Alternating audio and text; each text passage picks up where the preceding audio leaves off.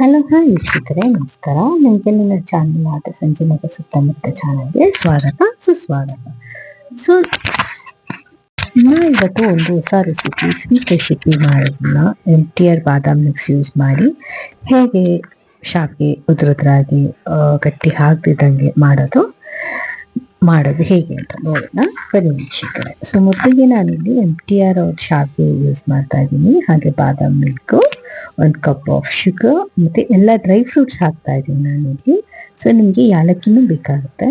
So ಎಲ್ಲ dry fruits, sugar, ಮತ್ತೆ 1 glass of milk ಬೇಕಾಗುತ್ತೆ.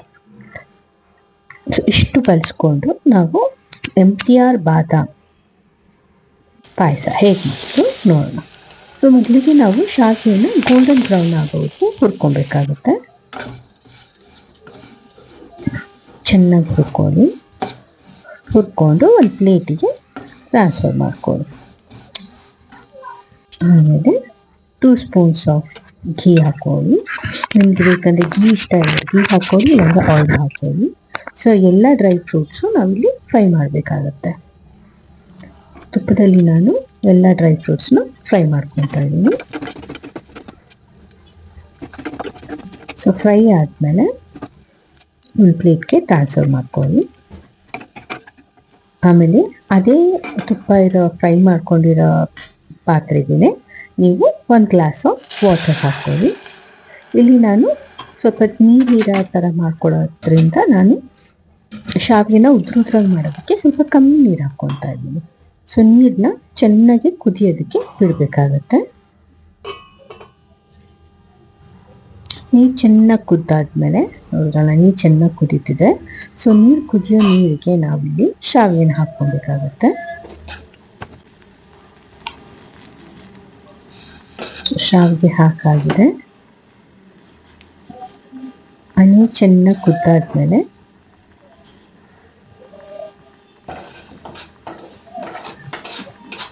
ಸೊ ಶಾವಿಗೆ ಯಾವಾಗ ಉದ್ರಾಗಿ ಮಾಡ್ಕೊಬೇಕು. ಸೊ ಸ್ವಲ್ಪ ಕಮ್ಮಿ ನೀರೇ ಹಾಕ್ಕೊಳ್ಳಿ ನೀವು.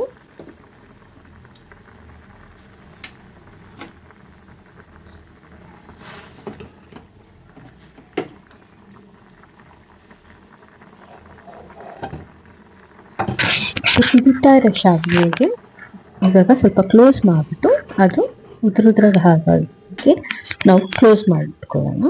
ಸೊ ನೋಡಿದ್ರಲ್ಲ, ನೀರೆಲ್ಲ ಹೀರ್ಕೊಂಡಿದೆ. ಸೊ ಶಾವಿಗೆ ಉದ್ರಾಗಿದೆ. ಸೊ ಇದಕ್ಕೆ ನಾನು ಸ್ವಲ್ಪ ಯಾಲಕ್ಕಿ ಕುಟ್ಟಿ ಪುಡಿ ಮಾಡ್ಕೊಂಡು ಇವಾಗ ಹಾಕ್ಕೊಂಡಿದ್ದೆ ಯಾಲಕ್ಕಿ. ಆಮೇಲೆ ಶುಗರ್, 1 ಕಪ್ ಆಫ್ ಶುಗರ್ ಹಾಕ್ಕೊತಾ ಇದ್ದೀನಿ.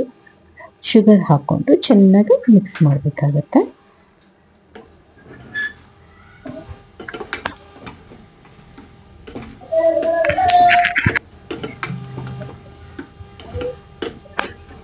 ಸೊ ನೋಡಿದ್ರಲ್ಲ, ಇವಾಗ ಶಾವಿಗೆಯನ್ನು ಕರೆಕ್ಟಾಗಿ ಮಿಕ್ಸ್ ಮಾಡಿಕೊಂಡ್ರೆ ಅದು ಶಾವಿಗೆಗೆ ಶುಗರ್ ಕರೆಕ್ಟಾಗಿ ಹಿಡ್ಕೊಳ್ಳುತ್ತೆ. ನೀವು ಹಾಲೆಲ್ಲ ಹಾಕಾದ್ಮೇಲೆ ಶುಗರ್ ಹಾಕಿದ್ರೆ ಅದು ಸರಿಯಾಗಿ ಮಿಕ್ಸ್ ಆಗಲ್ಲ, ಸ್ವಲ್ಪ ಸಪ್ಪೆ ಇರುತ್ತೆ. ಸೊ ಇವಾಗ ನಾನು ಬಾದಾಮ್ ಮಿಕ್ಸ್ ಹಾಗೆ ಹಾಕ್ಬಿಟ್ಟು ಮಿಕ್ಸ್ ಮಾಡ್ಕೊತಾ ಇದ್ದೀನಿ.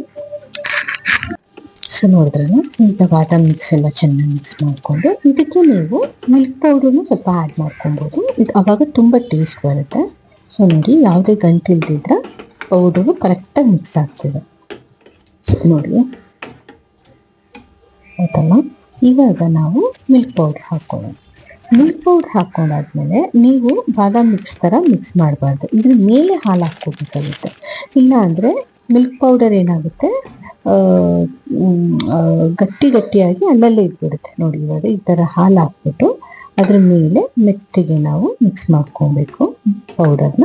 ಸೊ ಅವಾಗ ಕರೆಕ್ಟಾಗಿ ಮಿಕ್ಸ್ ಆಗುತ್ತೆ. ಸೊ ನೋಡಿದ್ರಲ್ಲ, ಎಷ್ಟು ತೆಳ್ಳಗಾಗಿದೆ ಪಾಯಸ.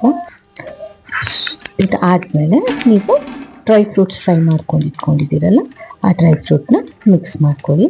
ಬೇಕಾದ್ರೆ ನೀವು ಸರ್ವಿಂಗ್ ಟೈಮಲ್ಲೂ ನೀವು ಡ್ರೈ ಫ್ರೂಟ್ಸ್ನ ಹಾಕ್ಬೋದು. ಸಾಫ್ಟ್ ಆಗಬೇಕು, ಸ್ವಲ್ಪ ಸಾಫ್ಟ್ ಆಗಬೇಕು ಅನ್ನೋರು ಕುದಿಯೋ ಟೈಮಲ್ಲಿ ಹಾಕ್ಕೊಂಡ್ರೆ ಚೆನ್ನಾಗಿರುತ್ತೆ.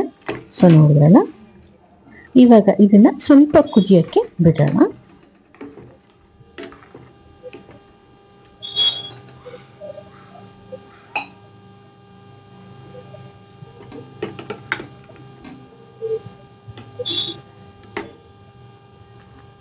ಸೊ ನೋಡಿದ್ರಲ್ಲ ವೀಕ್ಷಕರೇ, ಕುದ್ದಾಗಿದೆ. ಒಂದು 5 ಮಿನಿಟ್ಸ್ 3 ಮಿನಿಟ್ಸ್ ಬಿಟ್ಟರೆ ಸಾಕು.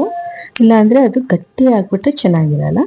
ಸೊ ಆಲ್ರೆಡಿ ನಾವು ಶಾವಿಗೆನ ಬೇಯಿಸಿರೋದ್ರಿಂದ ನೀವು ಜಾಸ್ತಿ ಕುದಿಯೋಕ್ಕೆ ಬಿಡಬೇಡಿ. ಸೊ ಕುದ್ದಾದ್ಮೇಲೆ ಸರ್ವ್ ಮಾಡಿ. ಬಿಸಿ ಬಿಸಿ ಶಾವಿಗೆನ MTR ಬಾದಾಮ್ ಮಿಕ್ಸು ಮತ್ತು ಶಾವಿಗೆನ ಎಂಜಾಯ್ ಮಾಡಿ. ನಿಮಗೆ ಈ ವಿಡಿಯೋ ತುಂಬ ಇಷ್ಟ ಆಗಿದೆ, ದಯವಿಟ್ಟು ಲೈಕ್ ಮಾಡಿ, ಶೇರ್ ಮಾಡಿ, ಹಾಗೆ ಕಮೆಂಟ್ ಮಾಡಿ. ಹೀಗೆ ನನ್ನ ಚಾನಲ್ಗೆ ಸಪೋರ್ಟ್ ಮಾಡ್ತಾ ಇರಿ. ಬಿಸಿ ಬಿಸಿ ಶಾವಿಗೆನ ಚಳಿಗಾಲದಲ್ಲಿ, ಮಳೆಗಾಲದಲ್ಲಿ ಎಂಜಾಯ್ ಮಾಡಿ. Thank you and keep watching my videos. Keep supporting.